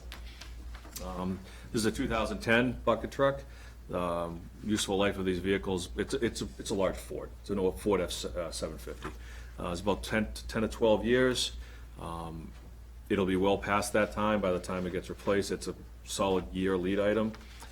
We have our bucket inspected every year as required. All the welds are checked, and the electrical insulation gets checked every year. At some point, it's not going to pass. And when it doesn't pass, nobody goes in it. When nobody goes in it, we don't cut trees down. So we cut about 60 trees a year that we remove from the town's right-of-way. We have a $50,000 budget, an operating budget, for a contractor to come in and help. Contractor does the big trees for us, or the problem trees. His costs are about $10,000 a day between his bucket truck, his log truck, his chipper, and his crews. Maybe a little less some days, maybe a little more. He'll get 3 or 4 trees a day. So it's about $2,500 a tree, $3,000 a tree. This thing goes down, we cannot afford to remove hazardous trees. It's a critical piece of equipment. It's a standalone piece of equipment. It doesn't serve any other purpose, but you have to have it. You know, we had a tree in the windstorm come down in a resident's backyard. It was leaning against another tree. She called, you know, she reached out to us Monday. I went out there, took a look at it, assessed it that it is our tree, it's from our land. This bucket truck was able to get in the backyard yesterday and remove it. Not yesterday, Tuesday, and remove it the next day. It was going to fall on the lady's house. The first time we funded this bucket truck, people were questioning whether or not we needed it. Right afterwards, we had an ice storm. Oh boy, were we glad we needed it. Yeah. Because our folks can handle most of the trees that are causing trouble. They're not massive trees. They're branches and things like that need to be removed. Our crew were able to do a lot of that work immediately after a storm. And when you can't get contractors to come in and it's difficult, you need to be able to respond to this stuff locally. Yeah. Scott, do you guys remove anything that's close to wires? We do. We're not allowed to work within 10 feet of the wires. You need to be certified by National Grid to work within 10 feet. We have in the past requested National Grid to sleeve the lines. You'll see those orange tubes they put over the lines to insulate them. Our bucket is insulated. If there was to be an incident or an accident and a line hit the bucket, the operator is safe. That gets tested every year. I just remember when I moved to Northborough over 20 years ago, we had a lot of power outages because all the branches kept coming down on the lines and stuff, and it just seemed so much better. I don't know if this has something to do with that. We do a lot of work clearing deadwood associated with the lines.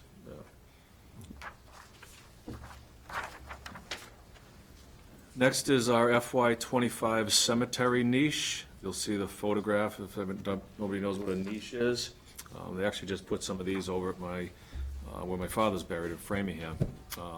Cemetery land is not limitless. There is a finite amount of land for burials. We project about 25 years-ish left at the Kaiser Cemetery. Cemetery niches are a great way to provide a more cost-effective and lower land use for cremation burials. You can fit multiple cremations in each one. The family could buy a row, a stack, what have you. The cremations fit in it.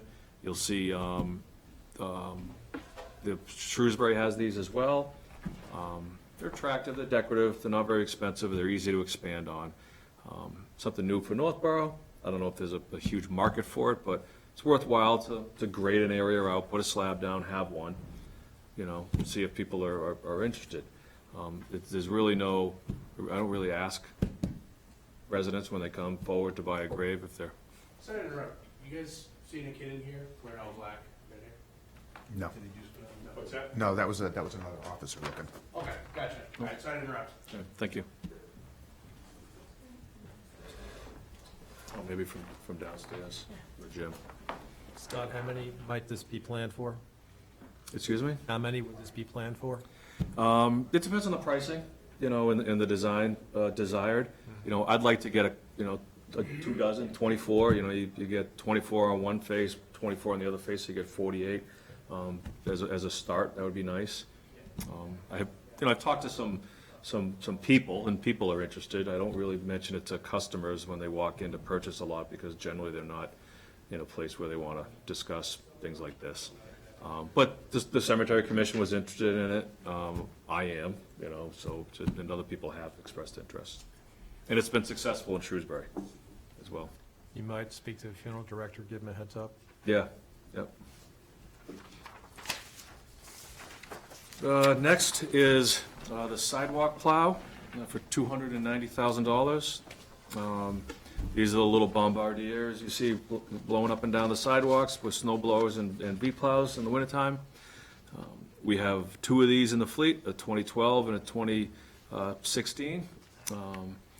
They live in a very abusive environment. They're blasting down the road, down the sidewalk, going through the windrow that's left by the plows. It's often not until the day after the snowstorm ends that we get out the plow. The same employees who plow and sand the roads are the ones that do this. In order to plow all of the sidewalks in town with both pieces of equipment, takes about 12 hours, 10 to 12 hours. In order to do it with a snow blower, it's closer to 26 hours, just with two of them. If one was to go down, it would be 3 days in order for us to do it, just because of the rest periods required for the operators. And that price is accurate, $290,000 for a small yellow tank. On the other side, you'll see in FY '25 a hook lift truck for $140,000. This is actually the only new vehicle we're proposing in the highway department. I don't know if you're familiar with what a hook lift is. It's one of the medium-sized trucks, so a small Mack or a very large Ford. It has a hook, literally a hook on it, and you can put different bodies in the back of it. Very similar to what you see with the dumpster guys driving around and they drop off the roll-off dumpsters. Very similar to that. You could put a large hot box on it. You can have a catch basin cleaner. You can have a vac truck on it. Rock bodies, all sorts of different attachments. It's kind of like a backhoe where it does a lot of stuff. It doesn't do anything great, but it does a lot of stuff really good. And if you can't afford to buy 8 different trucks to do 8 different things, you get one of these, you have one chassis to do 8 different things. All you gotta do is figure out where to hang the bodies.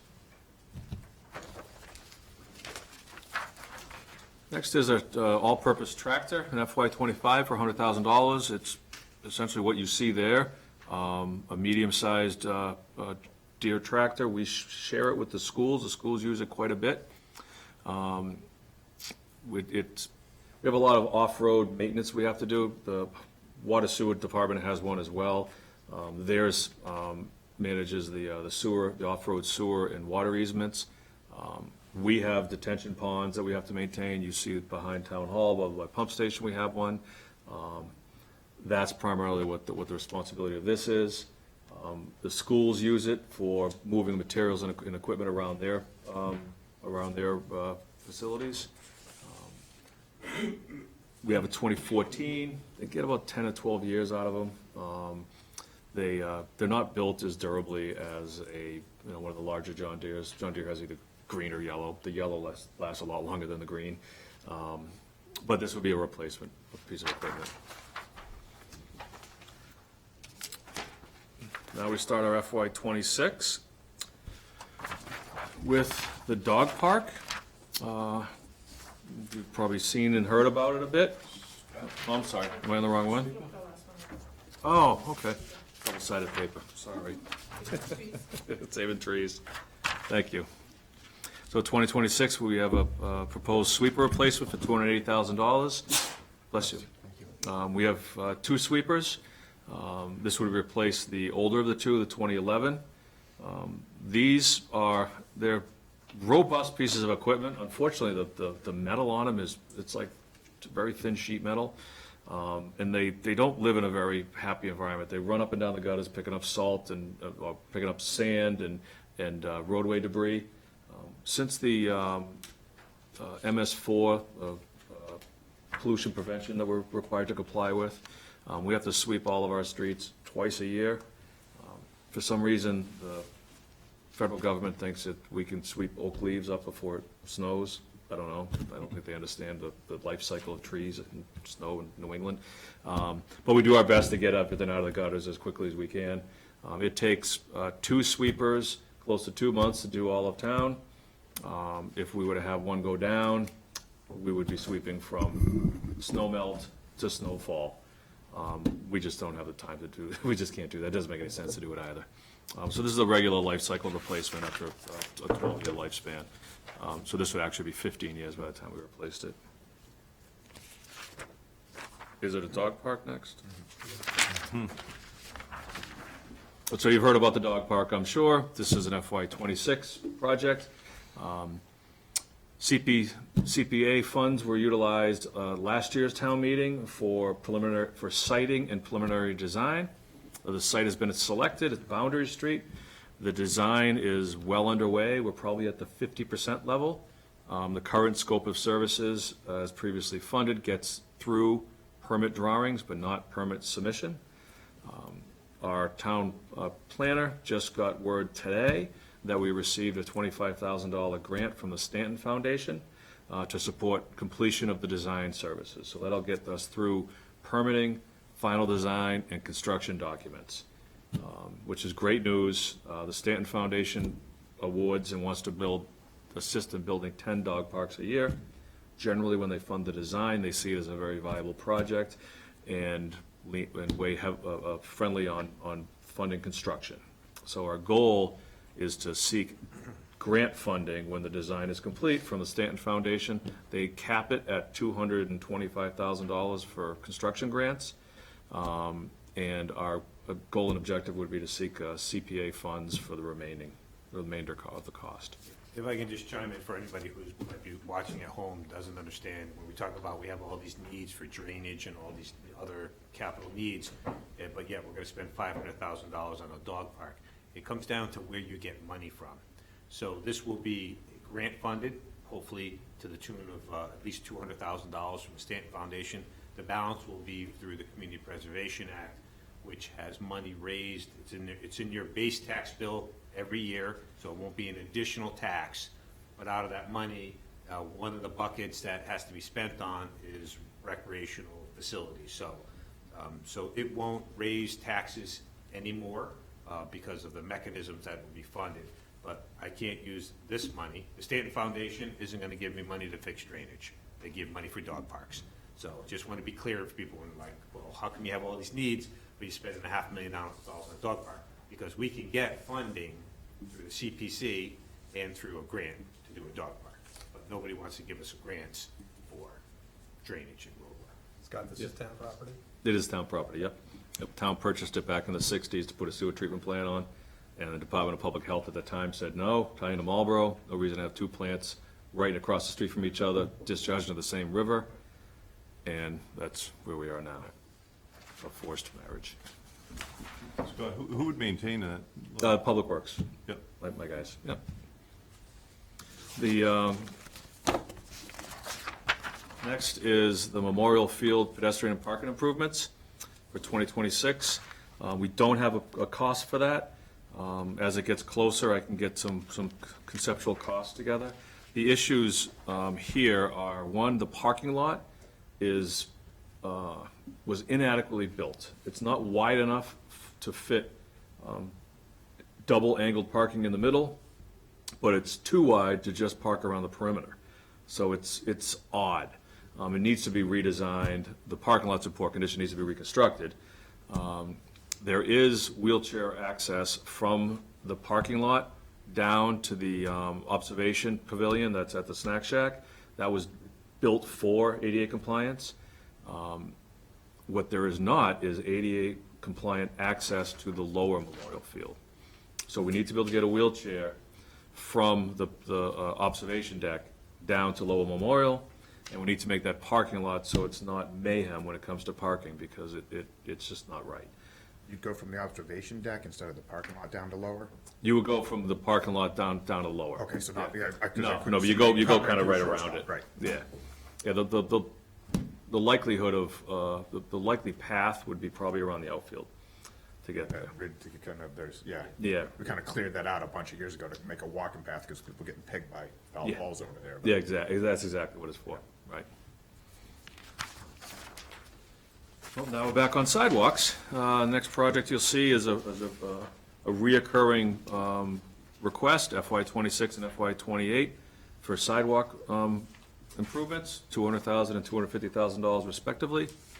Those are arbitrary numbers, but it presents that cycle I was talking about earlier, where it's drainage, sidewalk, drainage, sidewalk, drainage, sidewalk. Complete Streets does not fund design. We have to pay for that design out of our pockets. They do fund construction, and it's up to $500,000 for 2 years over a 4-year period. The thought is that, in '26, we take some of that $200,000, we do design work. The remainder of that money can go toward bolstering the construction funding for,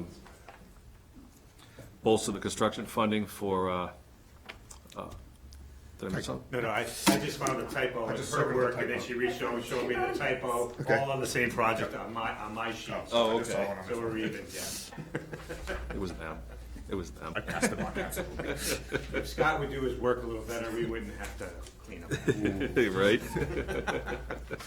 Right? So the goal and objective would be to have adequate funds to complement the Complete Streets project. So for example, if we were gonna close a gap in sidewalks with the Complete Streets money, the $200,000 could do the design work, and then the leftover could make some portal improvements that would not be Complete Streets eligible, to improve the overall sidewalk connectivity. When you do complete streets, do you lose driving lanes?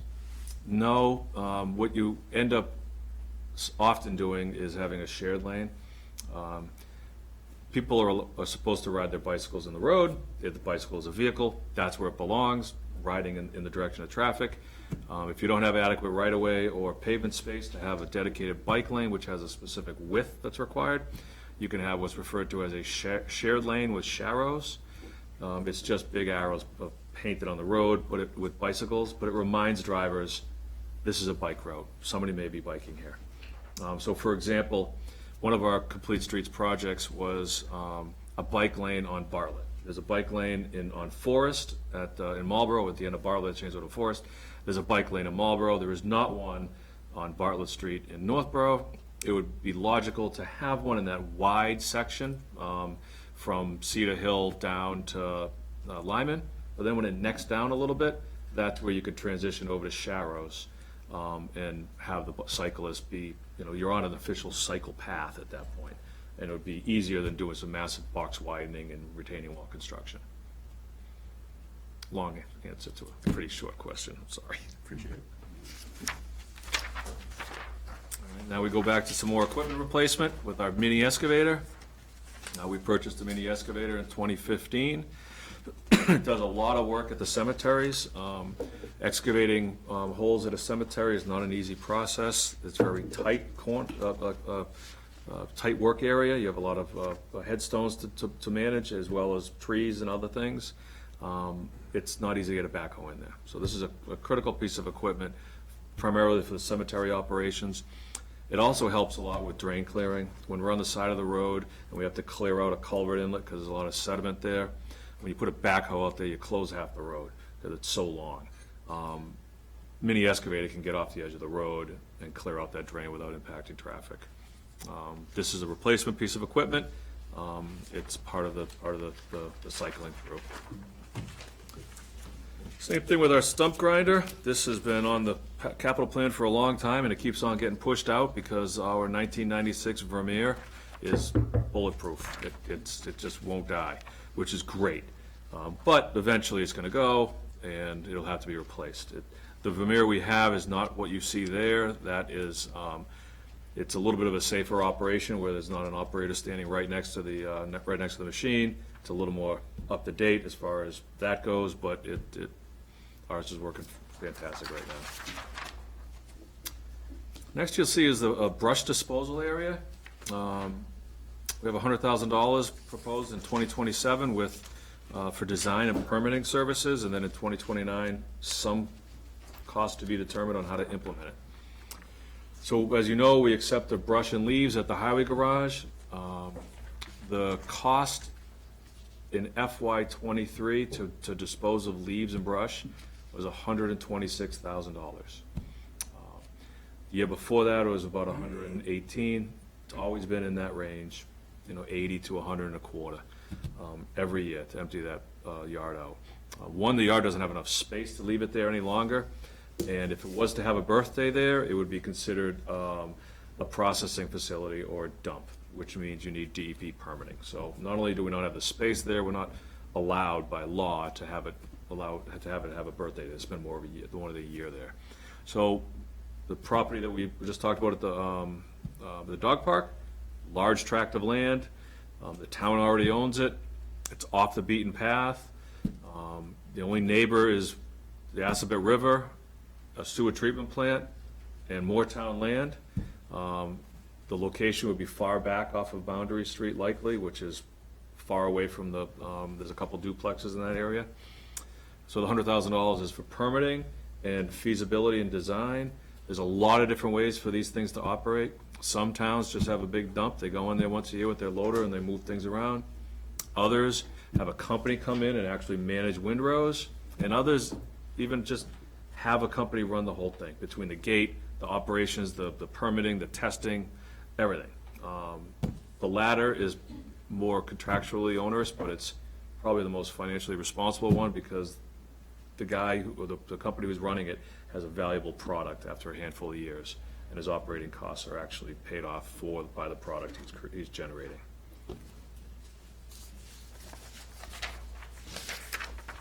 Next is a roadside mower. You see this tractor driving around town with its articulating mower head, clearing roadside vegetation.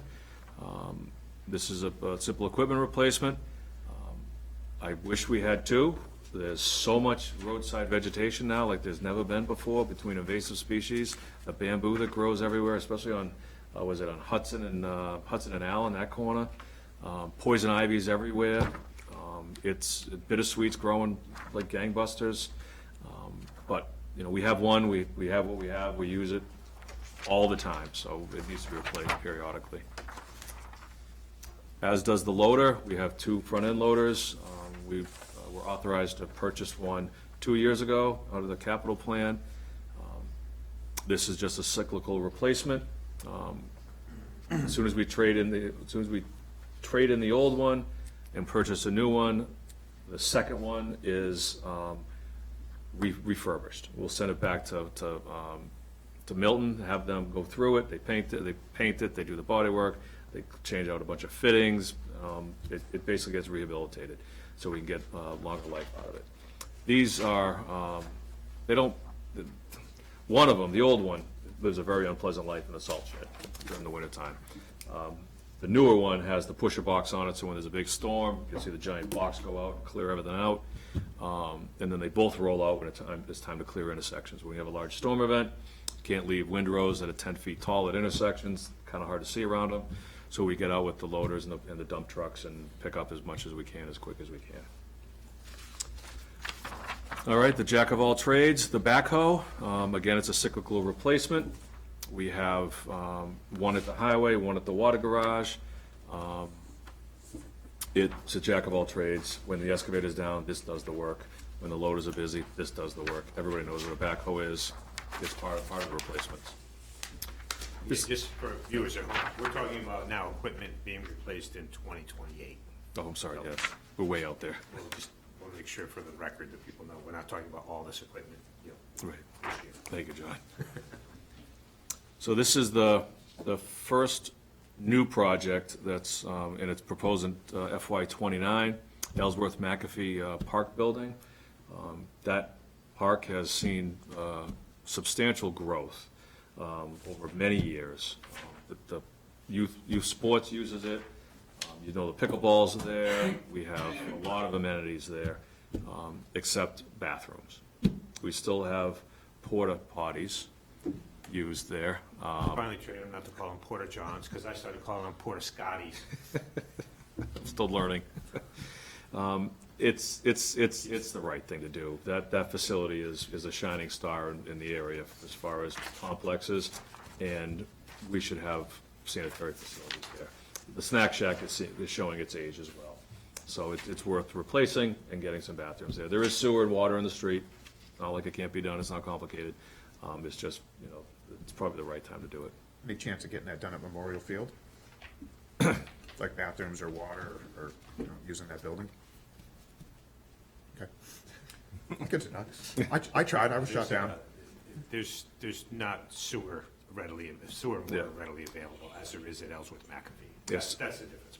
Yeah, sewer, I thought you just didn't like baseball. Well, you know me. No, I know you. We fixed up, we used Assabet, fixed up the whole snack shack, everything we could not tie it into water and sewer at all. yeah, so Sewer. the sewer system, the Summit manhole is right at the intersection where Beezer's was, the East Main Street and Main Street. Sammy's. Sammy's, it's Sammy's now. Dairy Hut. And, we would like to get sewer for the highway garage and the police station. If that was the case, we could get sewer up the hill, all the way up to Brittany's, so we could pick up the school, and that whole, commercial area.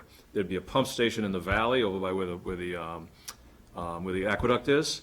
If that happened and there was sewer there, Memorial, Casey, they'd be eligible for sewer, so would that section of East Main Street. It would open up a lot of available land for development as well, because those parcels up there are limited because they have to have on-site septic systems. So I would love to do that. So these would be bathrooms with working bathrooms, and the concession stand would have water and so on. Yep. Wow. So I can sell more than M&Ms? Yeah, right, yep. Now we get on to the enterprise funds. First one you see is the SCADA system. This was funded previously. It's for FY '24. The SCADA, quickly, a SCADA system is a supervisory control and data acquisition system. It allows the water and sewer divisions to monitor their facilities remotely as well as operate them remotely.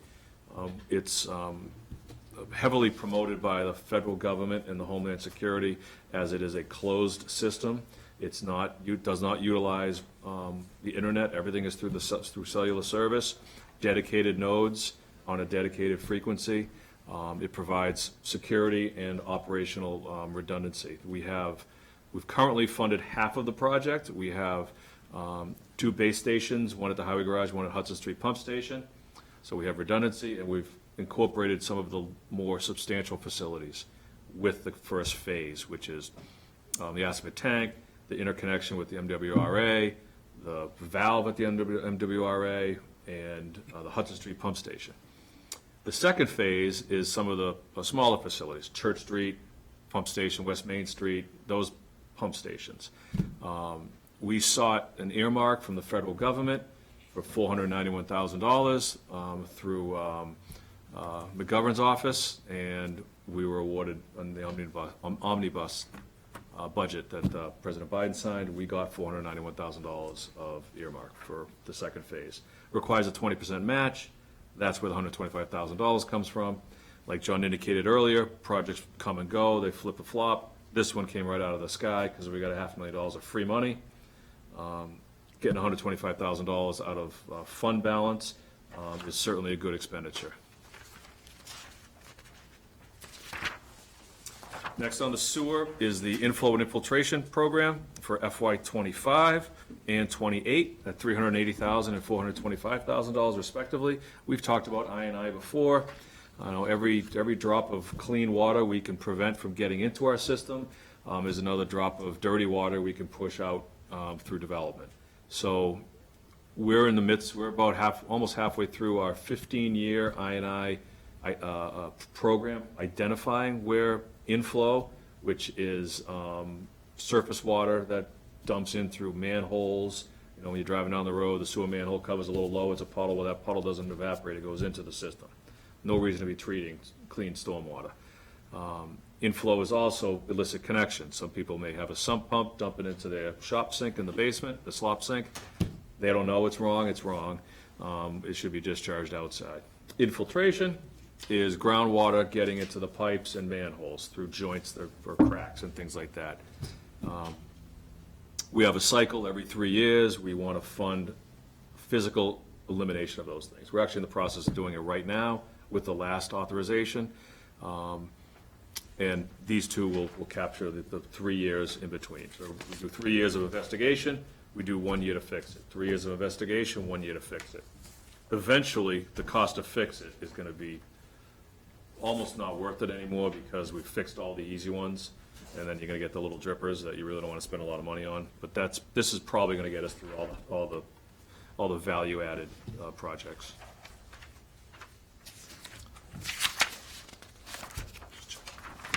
Next up is a 1-ton pickup truck in FY '26. This is listed as a sewer enterprise fund project, but it would be a 40-60 split between sewer and water, between water and sewer. This is the supervisor's truck. It's a standard F350. It's the one he has now. It's a 2016. By the time in 2026 we would get it, this truck would be 11 to 12 years old. So it's just a cyclical replacement. On the back is the 15-ton dump truck. That is a 2024 acquisition. It's $225,000. This is another new vehicle. I'd indicated there's one new vehicle at the highway side for the hook lift in the out years. This is a dump truck for the water and sewer division. This has been a piece of equipment that we've wanted for a number of years. Could not get it because we didn't have a garage. We now have a garage, so we can have equipment.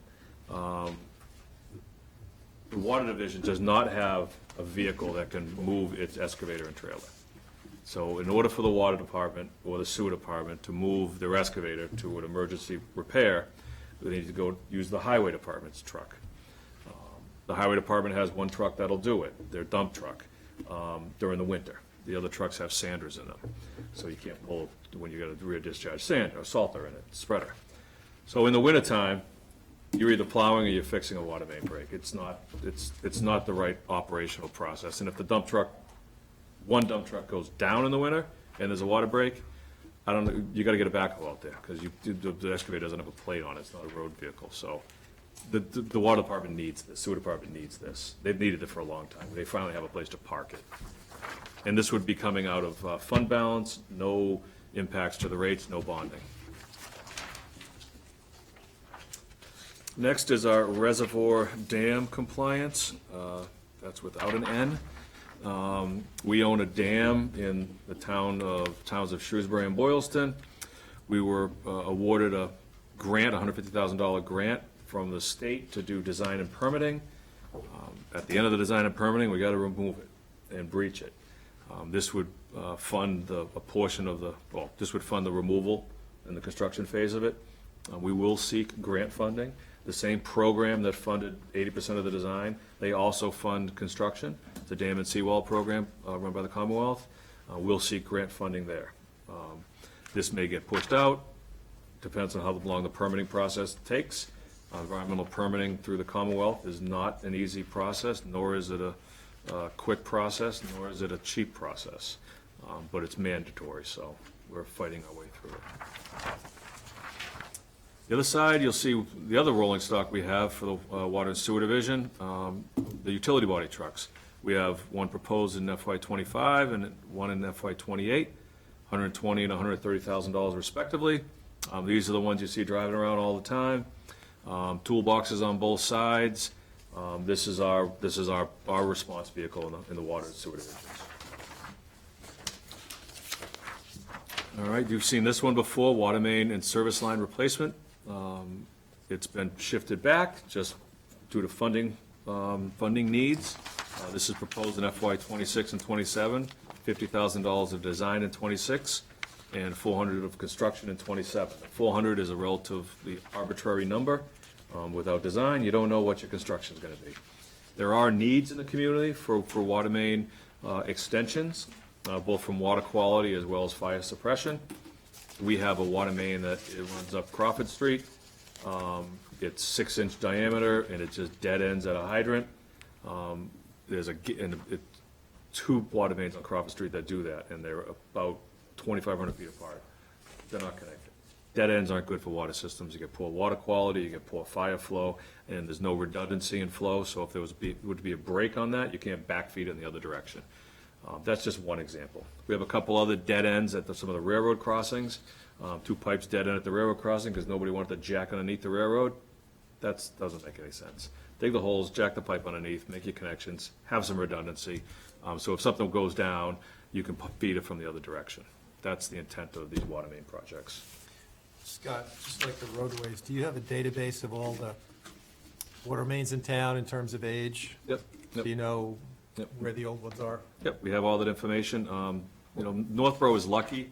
A lot of older mill communities have unlined cast iron. Northborough is not one of those communities, and so our water mains are either PVC, not a lot of them. Those last a long time. If they're not in the sun, they don't get brittle. We have transite pipe, which is asbestos concrete pipe. The asbestos was used as reinforcement. Those are generally from the 50s and 60s. They're in good shape. In some towns, when you have a very corrosive groundwater, meaning it's very acidic, those pipes will get punky. They'll be like clayish. I mean, they'll be easy to deteriorate. That's not the case in this town. Then everything else we have is cement line ductile iron, which is the go-to. So no wooden pipes? No wooden pipes, nope. Maybe some of the engineers in town have one on their shelf. And, was there another one? I think that's it. Yep. That's it, all right, look at that. Fantastic. So you have literally been run through every capital project, equipment or capital project that we're contemplating for the next 6 years, from every department, as we do every year. Any other questions, guys? All right, thank you very much. No, thank you, appreciate your time. Thanks, Scott. So, in terms of your next meeting, that's February 16th, you've heard from every department on every project so far. Is there anything else that the committee would like to get information on or receive a presentation on?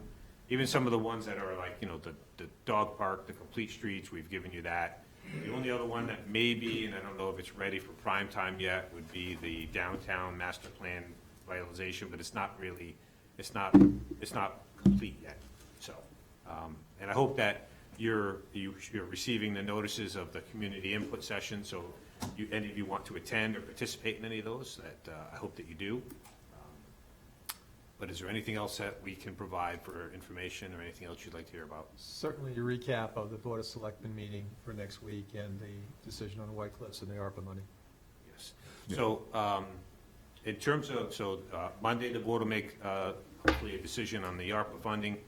When we meet on the 16th, then we'll know what the status is, but essentially the capital budget, the projects moving forward are defined, what's going to town meeting, unless, just the ARPA funding will determine whether it go to town meeting or they just get funded outright, but the projects are solid. The 6-year capital plan has been updated, you have a copy of that tonight, we've run through all the projects, so I think that's square, which would mean at your meeting on the 16th, we hope to start having some discussions regarding recommendations and a draft maybe of the report that you would provide to town meeting. Part of your charge under the charter is to provide recommendations on these projects to town meeting. What about CPC projects? CPC, actually, we have them tentatively scheduled for the 16th, yep, to come in. They're just now wrapping up some of their projects in terms of their recommendations. But we have them on your agenda for your next meeting as well.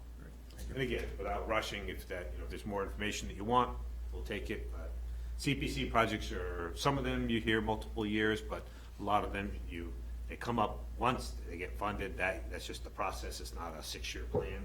But we'll have them in for you, we'll try to get you the information ahead of time so you can look it over too. Oh, you mentioned White Cliffs. White Cliffs, it will be coming forward, the recommended proposal that came out of the request for proposal process is going to be presented to the Board of Selectmen at their meeting on February 27th. So if you're interested, I highly recommend that you tune into that meeting to see that presentation. I don't think that, well, I don't want to speak too soon, but I'm not sure that anything will be going to this town meeting, but I could be mistaken. But that discussion will take place at that meeting. I suggest that you tune in there if you want to hear that. Anything else we want to talk about? Entertain a motion to adjourn. Make a motion to adjourn, Mr. Chairman. All in favor? Aye. Meeting is adjourned. Thank you. 8:07.